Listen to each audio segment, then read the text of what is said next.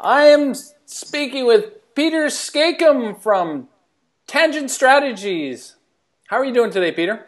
I am doing just fine. We're here on the first day of spring, and it's got to be one of the best days that we've had this year. So it's what a great first day of spring.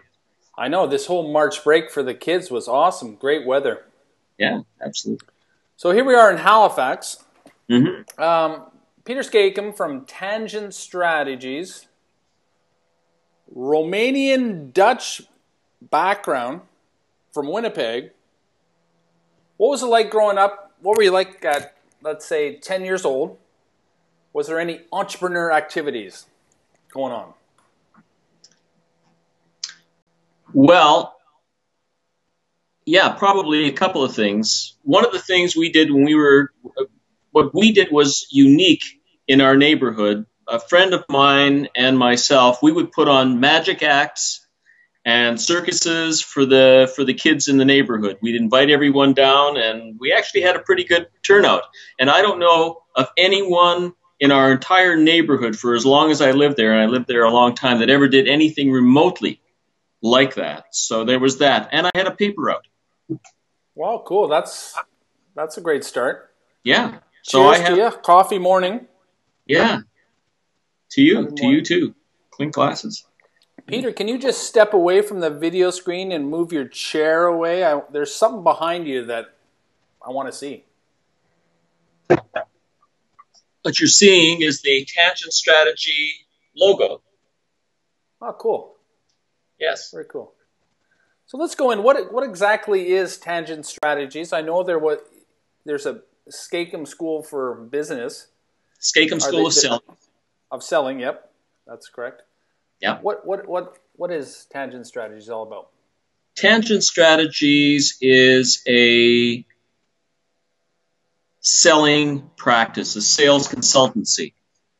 I'm a sales consultant. And Tangent Strategies is one arm of Skakum School of Selling. Skakum School of Selling teaches a very different discipline with respect to selling.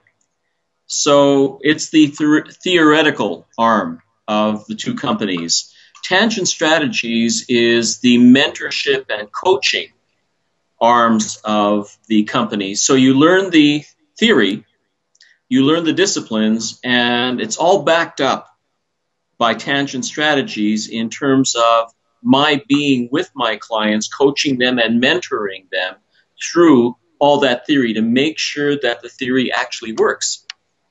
Mm-hmm. Well, here's some stuff that I got to work on, and hopefully you can help me. I'm an entertainer, so there's always this stress before the big show, Right. I imagine as a seller also there's that stress leading up to meeting that potential client.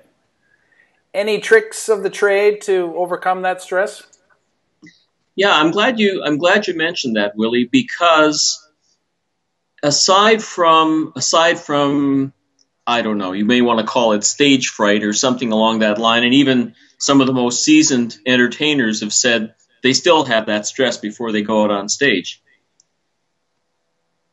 What I tell salespeople is what creates the stress in many cases is the fact that salespeople feel that they are obligated to go in and sell and close a sale.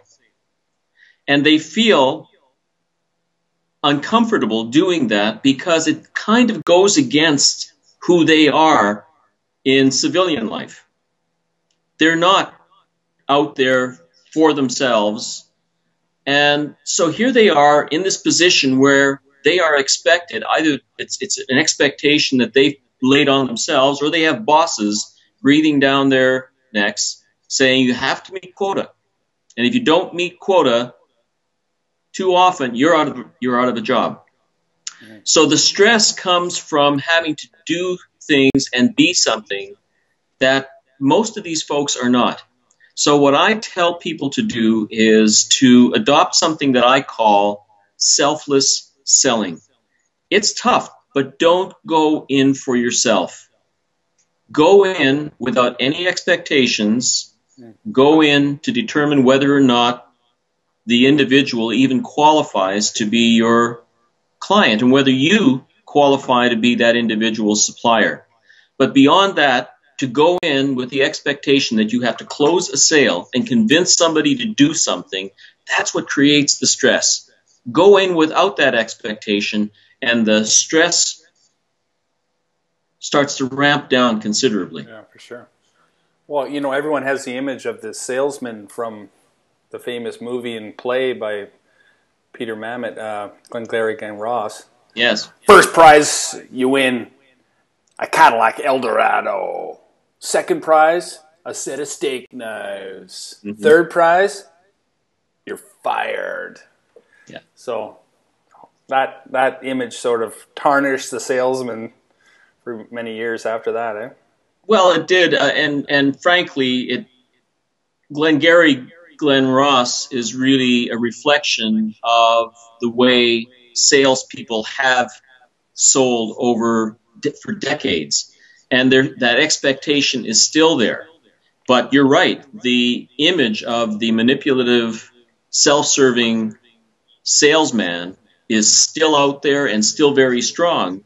And every time one of our people in this selling profession goes out and does something that is stereotypically the salesman, it bangs another nail in the coffin, and it makes that stress issue that we were talking about even more prevalent.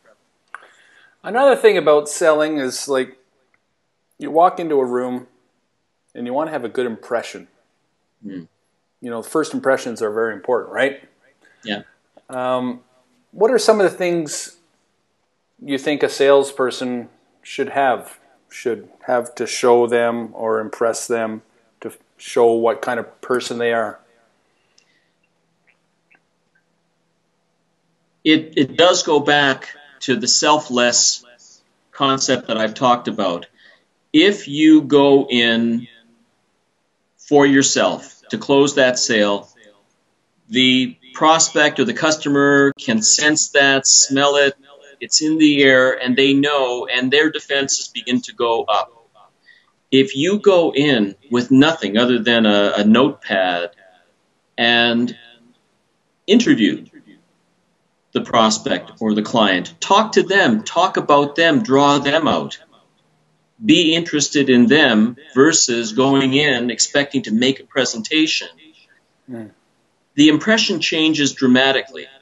The individual, the prospect, senses that, wait a minute now, she's not here just for herself.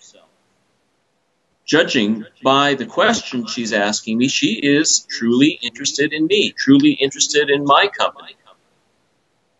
That's when the barriers start to go down, the self-defense mechanisms start to go down, and that's when you can start to develop that so-called relationship that everyone talks about, but usually isn't successful doing, certainly in the first meeting. Cool. So you're going to be at the Halifax Entrepreneur Expo, April 18th. Yep. What do you look to get out of that? What do you look to, of course, meeting more people? Yeah, I think for a company like mine, which is relatively new in Halifax, the selling concept that I deliver is entirely very new as well. It's all about positioning. It's all about people simply knowing the tangent strategies, Skakum School of Selling, and Peter Skakum exist. Until that happens, I am invisible. And you can't do too much for people being invisible. True. So it is a purpose of visibility. Well, as you know, the promoter guy is dedicated to making people visible. He is, yes. Just thought I'd bring that up. Well, I saw, as a matter of fact, I saw Phil this morning.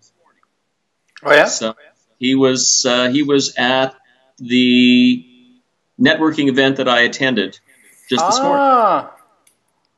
So we eyeballed each other. We were visible to each other. Good. Anyways, can't wait to see you at the Halifax Entrepreneurship Expo. Yeah. Thanks a lot, Peter, for your time. Thank you very much, Willie. Good talking to you. Valuable insight. Thank you. Thank you, Peter. See you. See ya.